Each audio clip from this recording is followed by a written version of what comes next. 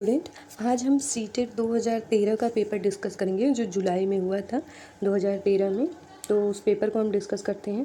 30 question होगा और CDP है, चाइल्ड डेवलपमेंट एंड पेडागोजी, यानी बाल विकास एवं शिक्षण शास्त्र। तो 30 क्वेश्चन है, हम डिस्कस करते हैं। तो चलिए स्टार्ट करते हैं। पहला क्वेश्चन है, निम्नलिखित में से कौन से संज्ञानात्मक क्रिया दी गई है सूचना के विश्लेषण के लिए प्रयोग में लाई जाती है? तो पहला है वर्णन करना, दूसरा पहचान करना, तीसरा अंतर करना और चौथा वर्गीकृत करना। तो इसमें है विश्लेषण करना संज्ञानात्मक क्रिया का। तो इसका पहले क्वेश्चन का आंसर है तीसरा, अंतःक्रिया करना।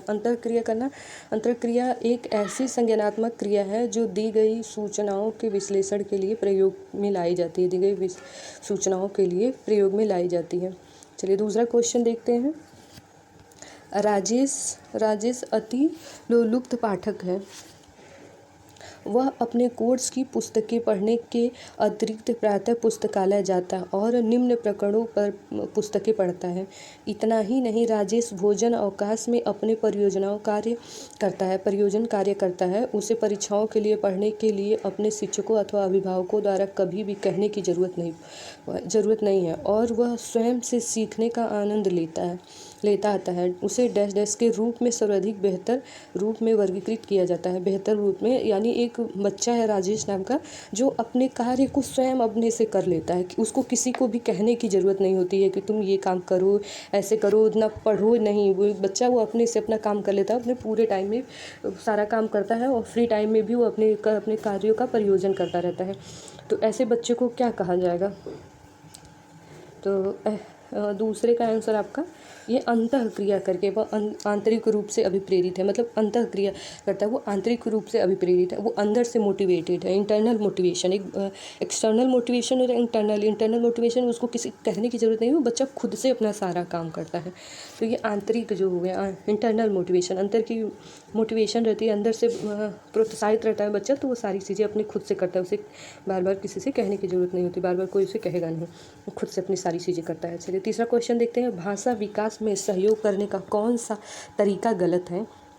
तो भाषा विकास में सहयोग करने का कौन सा तरीका गलत है? तो पहला है बच्चे को बिना टीके प्रकरण पर बात करना, मतलब किसी बात पे बच्चा टीका नहीं, उसके प्रकरण पर बात करना। दूसरा है उसकी अपनी भाषा के प्रयोग को अमान्य करना। तीसरा है उसके प्रयोगों द्वारा समर्थन करना। और चौथा है भाषा के प्रयोग के अवसर उपलब्ध कराना। तो आपका तीसरे का आपका ये दूसरा सही है ऑप्शन, उसकी अपनी भाषा के प्रयोग को अमान्य करना। मतलब एक बच्चा है जो अपनी कोई भी भाषा बोलता है तो उसको मान्य करना कि हाँ आपने सही तरीके से करने का गलत तरीका है, या सहयोग करना, ये सब चीज़ें होती रहती है। तो बच्चों के अपने भाषा के प्रयोग को अमान्य करना भाषा विकार में सहयोग करने का गलत तरीका, मतलब भाषा विकार करने में ये गलत तरीका इसमें दिया गया है कि अमान्य, बच्चे की भाषा को अमान्य करना एक गलत तरीका है। जो कि रियल में होता है कि बच्चा किसी भी लैंग्वेज में बोलता है, बात करता है, तो उसके भाषा को मान्य करना कि हाँ, उसको प्रोत्साहित करना कि हाँ आपने सही बोला। बच्चों को जितना इनकरेज करेंगे तो वो चीज़ें डिस्टर्ब होंगी। बच्चों को वो करते रहना है कि प्रोत्साहित करते रहना है कि नहीं आपने सही कहा। चलिए आगे देखते हैं तीसरा क्वेश्चन। तीसरा है मानव बुद्धि एवं विकास की क्षमता शिक्षक डैश को योग्य बनाती है। एक शिक्षक को योग्य बनाती है। तो पहला है निष्पक्ष रूप से अपने शिक्षण अभ्यास। दूसरा शिक्षण के समय शिक्षार्थियों के संवेगों पर नियंत्रण बनाए रखना। तीसरा है विविध शिक्षार्थियों के शिक्षण के बारे में स्पष्ट। चौथा शिक्षार्थियों को यह बताने कि वे अपने जीवन में कैसे सुधार कर सकते हैं। तो इसमें आपका चौथे का आपका तीसरा सही है।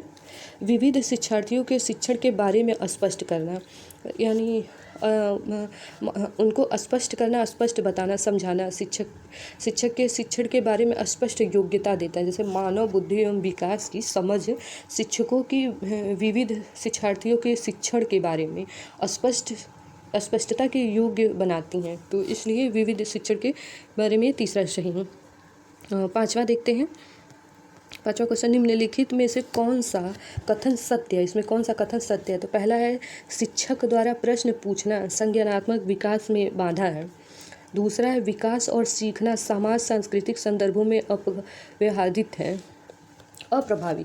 रहते हैं। और तीसरा है शिक्षार्थी एक निश्चित तरीके से सीखता है। चौथा है खेलना संज्ञानात्मक और सामाजिक दक्षता के लिए सार्थक है। तो पांचवे का आपका आंसर चौथा होगा, केवल संज्ञान और सामाजिक दक्षता के लिए सामर्थ्य करना, ये सही है, बाकी सब गलत है। छठा क्वेश्चन देखते हैं। बच्चे के विकास में आनुवंशिकता और वातावरण की भूमिका के बारे में निम्नलिखित में से कौन सा सत्य है? तो इसमें छठवां हो गया। पहला आंसर है आनुवंशिकता और वातावरण दोनों एक दूसरे के विकास में 50-50% योगदान देते हैं। दूसरा सामान्यवयों और पितृकों मनी जेंडर का सापेक्ष योगदान नहीं होता है। और तीसरा है आनुवंशिकता और वातावरण एक साथ परिचालन नहीं करते हैं। और चौथा है सहज सुझाव वातावरण से संबंधित है, जबकि वास्तविक विकास के लिए आनुवंशिकता जरूरी है। तो आपका छठवें का दूसरा हो गया, क्योंकि सामान्य इसको और पृथक के सापेक्ष योगदान योगात्मक नहीं होता। बच्चे के विकास में आनुवंशिकता और वातावरण की भूमिका के बारे में सही कथन है। तो इसमें पूछा है सत्य क्या है, तो योगात्मक नहीं होते, ये सत्य है।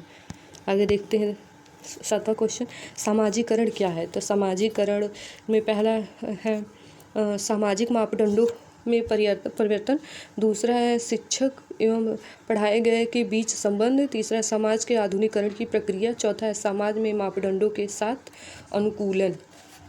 तो 7वें का आपका चौथा सही है। सामाजिकरण समाज के मापदंडों के साथ अनुकूलन है, क्योंकि फीचर एक वैज्ञानिक है, उनके अनुसार सामाजिकरण वह प्रक्रिया है जिसके फलस्वरूप व्यक्ति सामाजिक व्यवहारों को स्वीकार करता है और उसके साथ अनुकूलन करता है। तो ये 7वें का चौथा सही है। आगे देखते हैं 8वां क्वेश्चन है एक पीटी लेखक शिक्षक क्रिकेट के खेल में अपने शिक्षार्थियों के क्षेत्र को सुधारना चाहता है। निम्न में से कौन सी युक्त शिक्षार्थियों को अपना लक्ष्य प्राप्त करने में सर्वाधिक सहायक है?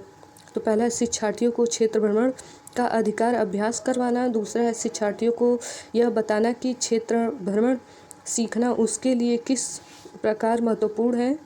और तीसरा है बेहतर क्षेत्र भ्रमण और सफलता की दर के पीछे के तर्क को स्पष्ट करना।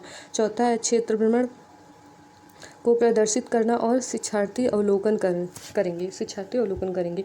तो इसमें आपका 8वें का आपका पहला सही है। पहला है शिक्षार्थियों को क्षेत्र भ्रमण का अधिक अभ्यास करवाना। मतलब किसी चीज़, अगर आपको एक पीटी टीचर हैं और खेल से संबंधित हैं, तो वो ये अगर उनको अपने क्षेत्र में अच्छा करना है तो वो कोशिश करवाएं कि बच्चा को भ्रमण करवाएं, बच्चों को अभ्यास करवाएं।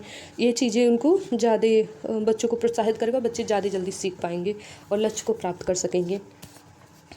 क्योंकि किसी भी चीज़ को बार बार अभ्यास करने से मांसपेशियां तथा मस्तिष्क में न्यायुक्त तंत्र क्रिया को करने के लिए अभ्यास की ज़रूरत होती है। तो वो चीज़ें बार बार बच्चा करेगा तो उस चीज़ें उसको बच्चे को जल्दी सीख पाएगा। आगे देखते हैं 9वां क्वेश्चन, एक शिक्षिका अपने शिक्षार्थी की इस रूप में मदद करना चाहती है कि वे एक स्थिति की अनेक दृष्टिकोण का सराहना कर सके। एक स्थिति का वो अनेक तरीकों से सराहना कर सके। वह विभिन्न समूहों में एक स्थिति पर वाद विवाद करने के अनेक अवसर उपलब्ध कराती है। वाइगोस्की के परिक्षेप के अनुसार उनके शिक्षार्थी विभिन्न दृष्टिकोण को डैश करेगा और इस तरीके में उसकी क्या प्रक्षेपण विकास होगा, किस तरह का विकास होगा।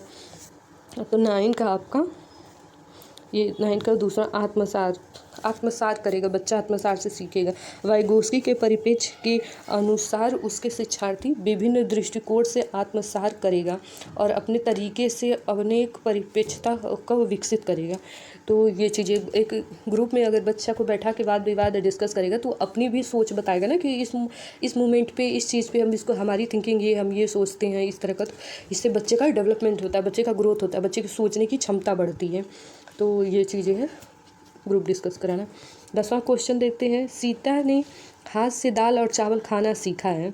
जब उसे दाल और चावल दिया जाता है तो वह दाल चावल मिलाकर खाने लगती है। उसने चीज़ों को करने के लिए अपने स्कीमा में दाल और चावल खाने को एडजस्ट कर लिया है। तो एक बच्ची है जो उसको दाल और चावल दिया जाता था, तो वो मतलब उसके घर वाले उसे बताए होंगे कि दाल और चावल मिक्स, मम्मी ने बताई होगी कि दाल और चावल मिक्स करके खाते हैं। तो जब भी बच्चे को दाल और चावल दिया जाता है खाने के लिए तो वो उसको मिक्स करके खाता है। तो ये किस चीज़ को दर्शाता है? तो ये है अनुकूलित अनुकूलित अनुकूलित करना, यानी मतलब अनुकूलित करना, क्योंकि अनुकूलन एक ऐसी प्रक्रिया है जिसमें बालक समस्या के समाधान के लिए यह वास्तविकता से सामंजस्य करता है और पूर्व सीखी गई चीज़ों को मानसिक रूप से मेंटल प्रिपरेशन को ऐसे सहारा लेता है और अपने स्कीमा में रखा रहता है। वो चीज़ें तो जब भी उस तरह की चीज़ें उसके सामने आती हैं तो वो लगता है वैसे ही चीज़ें पूर्व करी हुई चीज़ों को फिर से वो दोहराने लगता है। इसको तो अनुकूलन करते हैं। चलिए आगे देखते हैं। 10वां क्वेश्चन हो गया। 11 क्वेश्चन देखते हैं। 11 क्वेश्चन है डैश डैश है के अतिरिक्त बुद्धि के निम्नलिखित पक्षों को स्टर्नबर्ग के त्रियात्मक सिद्धांत से संबोधित किया जाता है। तो इसमें आपका डायग्राम टाइप का होगा, जैसे हम ये मैं उसमें पढ़े भी होंगे कि ये होता है त्रियात्मक सिद्धांत, जिसमें होता है टीचर होता है, सब्जेक्ट होता है और स्टूडेंट होता है। Teacher, subject, student. तो ये है अनुभव करना। तो 11वें का आपका आंसर संदर्भ होगा, पहला ऑप्शन सही होगा। आगे देखते हैं 12वां क्वेश्चन।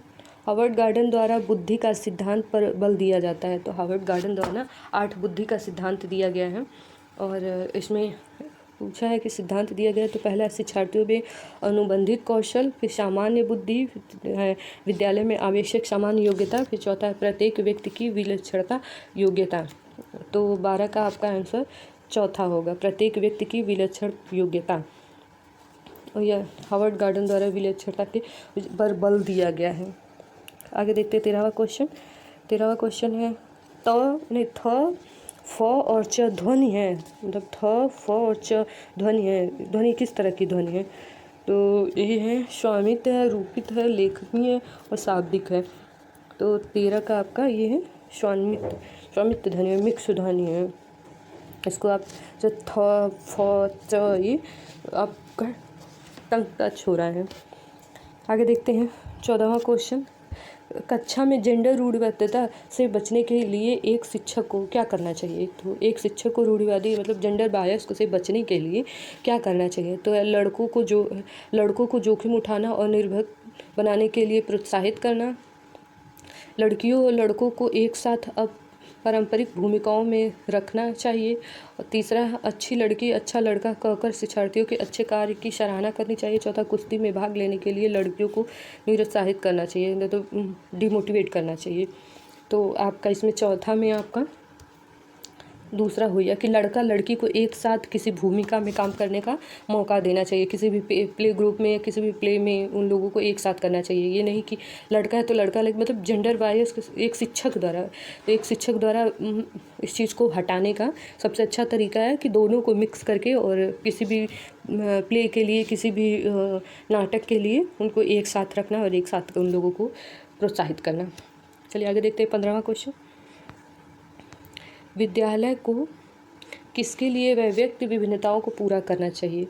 तो विद्यालय को वैयक्तिक शिक्षार्थी को विशिष्ट होने की अनुभूति कराने के लिए, फिर दूसरा वैयक्तिक शिक्षार्थियों के मध्य खाई को कम करने के लिए, फिर तीसरा शिक्षार्थियों को निष्पादन और योग्यता को समान करने के लिए, चौथा यह समझने के लिए कि क्या शिक्षार्थी सीखने के योग्य अयोग्य है, मतलब सीखने के योग्य है अयोग्य है।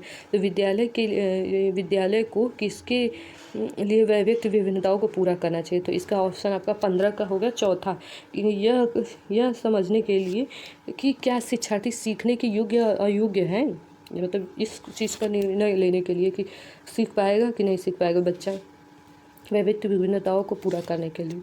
आगे देखते हैं 16वां क्वेश्चन।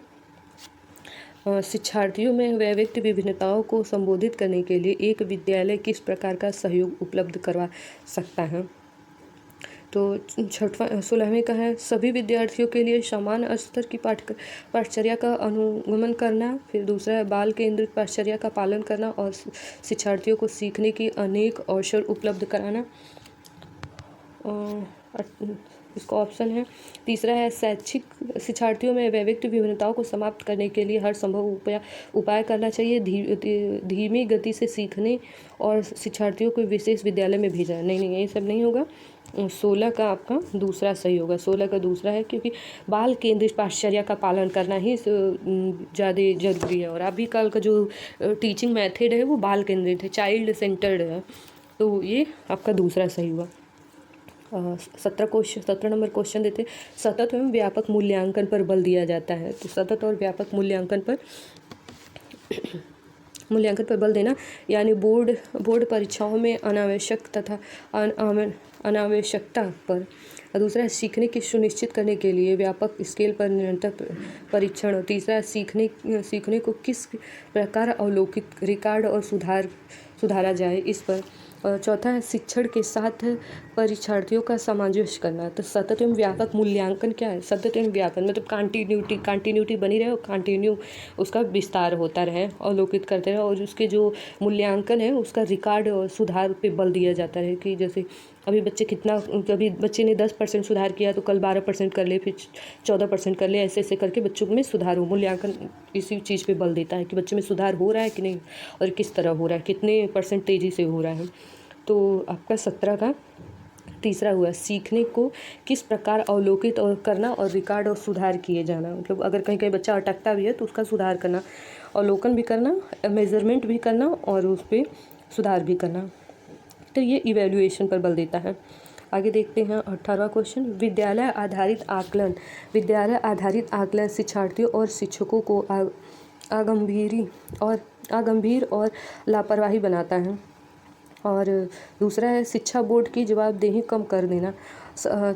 तीसरा सार्वभौमिक राष्ट्रीय मानकों को प्राप्ति में बाधा उत्पन्न करना। चौथा है परिचित वातावरण में अधिक सीखने में सभी विद्यार्थियों को मदद करना। तो आपका ये चौथा सही होगा क्योंकि देखिए विद्यालय आधारित आकलन क्या है? परिचर्चा मतलब परिचर्चा यानी बैठ के वाद विवाद करना और वातावरण में अधिक सीखने से संबंधित शिक्षार्थियों की मदद करना। बच्चे वातावरण में रह के सीखेंगे तो कोई भी चीज़ें बहुत जल्दी से सीख लेंगे। तो आपका 18 का चौथा सही हुआ। और 19 देखते हैं सीखने की तात्पर्यता डैश की ओर संकेत करना। मतलब सीखना किस चीज़ की ओर संकेत करता है? तो ये इसमें से पहला है थर्ड का तत्परता करनी है। फिर शिक्षार्थियों का सामान्य योग्य स्तर, सीखने की सत्यता में शिक्षार्थियों का वर्तमान संज्ञानात्मक स्तर, सीखने के कार्य की प्रवृत्ति को संतुष्ट करना। तो आपका 19वां का आपका तीसरा होगा क्योंकि सीखने के तत्परता से शिक्षार्थियों का वर्तमान संज्ञानात्मक स्तर का बढ़ना इस तरफ संकेत करता है कि सतत एवं शिक्षार्थियों का वर्तमान स्थिति क्या है उस स्तर की ओर संकेत करता है ये चीज़ें। 20वां क्वेश्चन देखते हैं एक शिक्षिका की कक्षा में कुछ शारीरिक विकलांग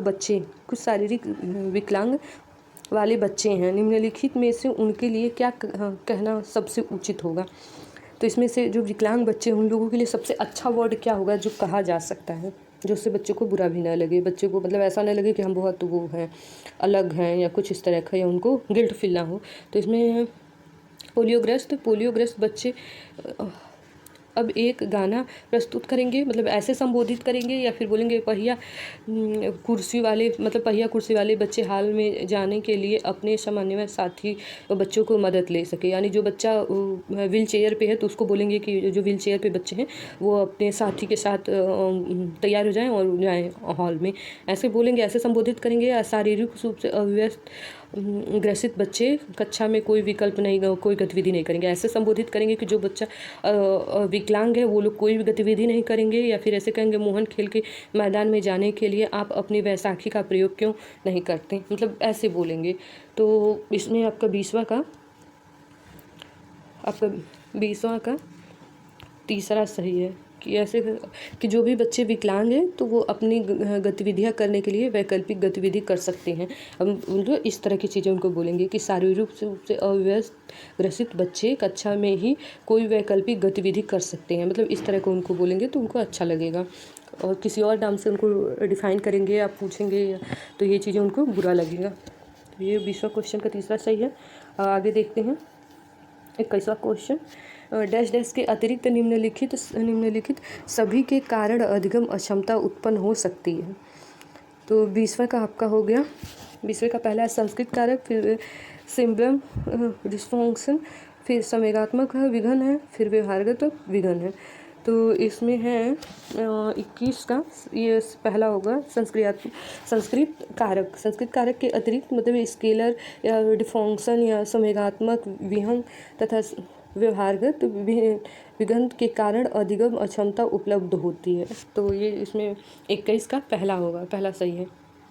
आगे देखते हैं 22वां क्वेश्चन। एक समावेशी विद्यालय। समावेशी का मतलब कि जहाँ जो स्पेशल चाइल्ड और नॉर्मल चाइल्ड दोनों चाइल्ड एक साथ बैठ के पढ़ाई करते हैं, एक साथ एक समूह में हो, और हैंडीकैप हो मतलब फिजिकल डिसेबिलिटी भी हो, और मतलब सारे बच्चों को एक साथ रख करके और उन लोगों में कोई कंपेयर ना हो और उन लोगों को एक साथ रख के शिक्षा ग्रहण कराया जाए, लर्निंग कराई जाए। तो ये चीज़ें एक समावेशी विद्यालय का अर्थ है। तो इसमें दिया है पहला शिक्षार्थियों की नियोग्यता के अनुसार, मतलब विद्यार्थियों का या शिक्षार्थी जो है जो बच्चे हैं उनके योग्यता के अनुसार उनको मतलब सीखने का निर्धारण करना चाहिए, या विद्यार्थियों की अक्षमता की परवाह किए बिना सभी के अधिगम परिणामों को सुधारने के लिए प्रतिबाध्य होना चाहिए। देखिए इसमें मतलब पढ़ने के बाद ही पता चल रहा है कि ये चीज़ पे ज़्यादा ध्यान दिया गया है। तीसरा है शिक्षार्थी के मध्य अंतर करना चाहिए, शिक्षार्थियों के बीच मध्य अंतर करना चाहिए। नहीं ये चीज़ें नहीं होगा।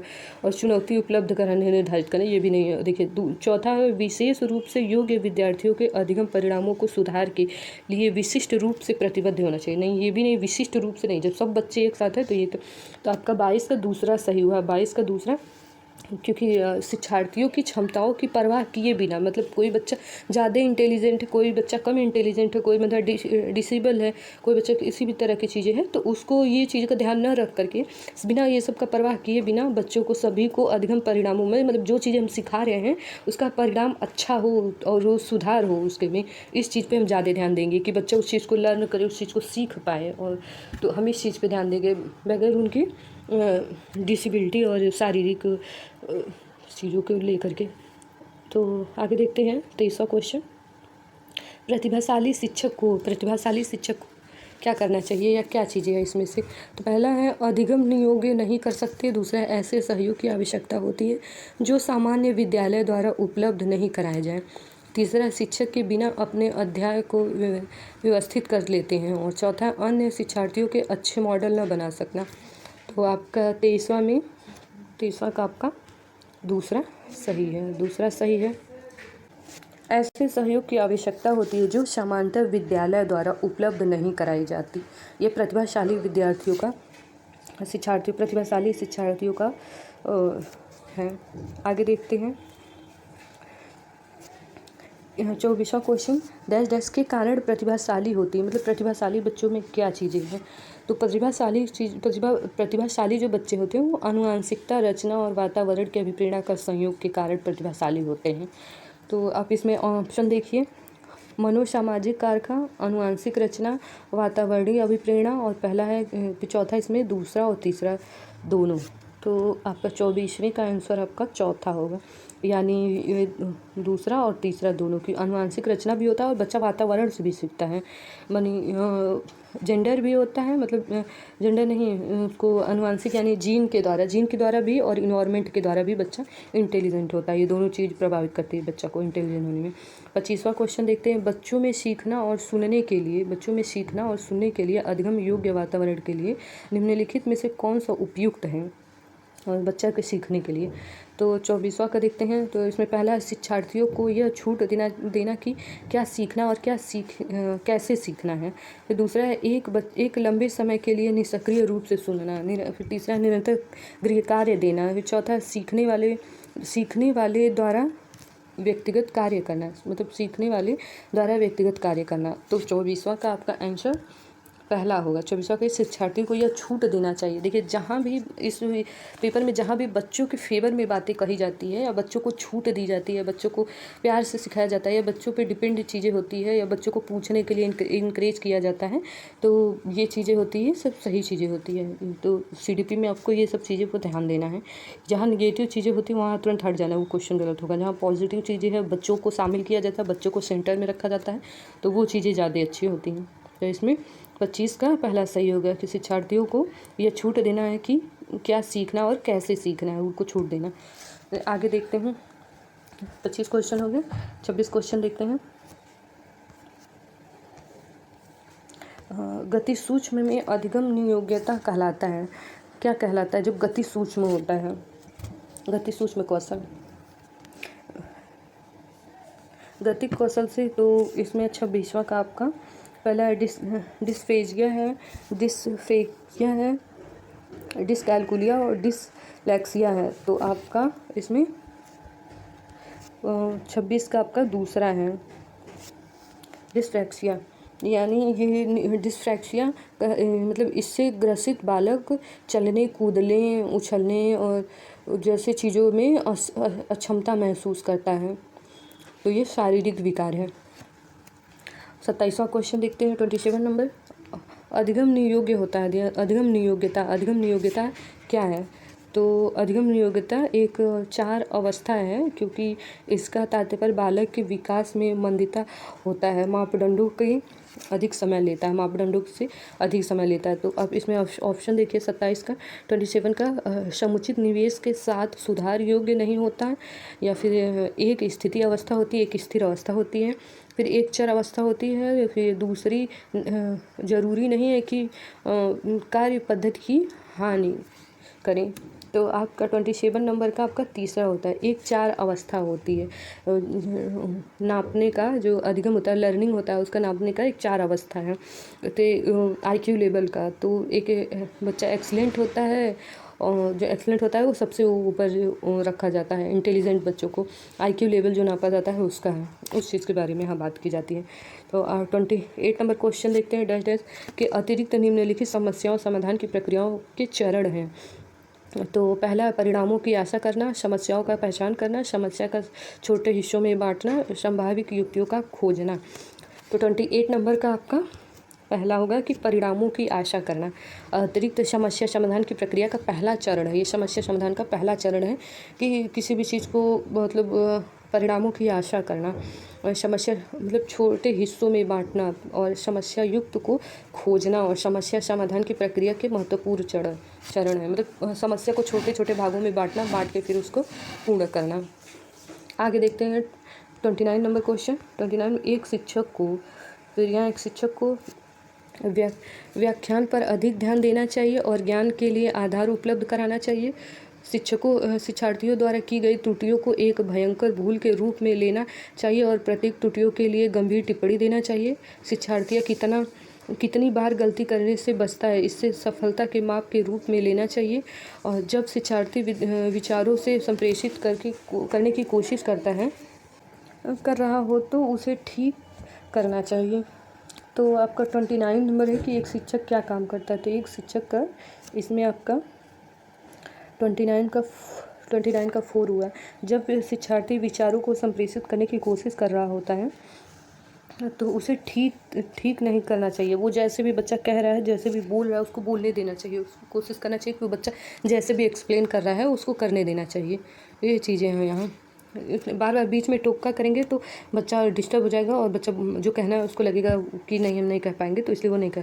तो बच्चा कुछ भी अगर बोलता है बस उसको बोलने देना चाहिए, पढ़ने से रिलेटेड अगर पूछ रहे हैं कोई भी चीज़। तो चलिए आगे क्वेश्चन देखते हैं। 30 नंबर है, सीमा परीक्षा में A ग्रेड प्राप्त करने के लिए अति इच्छुक है। जब वह परीक्षा भवन में दाखिल होती है तथा परीक्षा प्रारंभ होता है, वह अत्यधिक नर्वस हो जाती है। उसके पाँव ठंडे पड़ जाते हैं, उसके हृदय की धड़कनें बहुत तेज़ी से बढ़ जाती हैं, वह उचित तरीके से उत्तर नहीं दे पाती। इसका मुख्य कारण क्या है? जब बच्चा बहुत ज़्यादा वो है ओवर रिएक्ट होने लगता है ना, कि किसी चीज़ को आशा लेकर के बैठा कि हमने बहुत ज़्यादा कर लेंगे, तो इसमें आपका शायद वह अकस्मात संवेगात्मक आवेग का सामना नहीं कर सकती, सही है कि नहीं कर सकती, वो इतना चीज़ों का वो ओवर रिएक्ट हो गया है, वो ओवर हो गया है, ओवर थिंकिंग की वजह से वो। फिर ये दूसरा है, शायद वह अपनी तैयारी के बारे में बहुत अविश्वसनीय नहीं है। नहीं नहीं, जब बच्चा इतना कह रहा है तो वो विश्वसनीय है। ये शायद वह इस परीक्षा के परिणाम के बारे में बहुत अधिक सोचती हो। ये भी निरीक्षक शिक्षिका जो ड्यूटी पर है वो उसकी दूसरी अध्यापिका हो सकती है, और वह सब स्वभाव में बहुत कठोर है। देखिए इसमें आपका पहला सही है। पहला सही है क्यों? क्योंकि शायद वह अकस्मात संज्ञानात्मक आवेग का सामना नहीं कर सकती। जितनी चीज़ें वो एक्सपेक्टेशन रखी थी उस चीज़ का वो सामना नहीं कर पा रही, इसलिए उसके हाथ पाँव फूलने लगे। तो हमने आज 30 क्वेश्चन डिस्कस किया CDP का, और आगे भी आपको वीडियो मिलती रहेंगी। पहले हम CDP का सारा क्वेश्चन करेंगे, फिर इन्वायरमेंट करेंगे, और फिर हिंदी करेंगे। तो हम सारा पेपर आपको डिस्कस करते हुए डिस्कस करेंगे। ठीक है, धन्यवाद।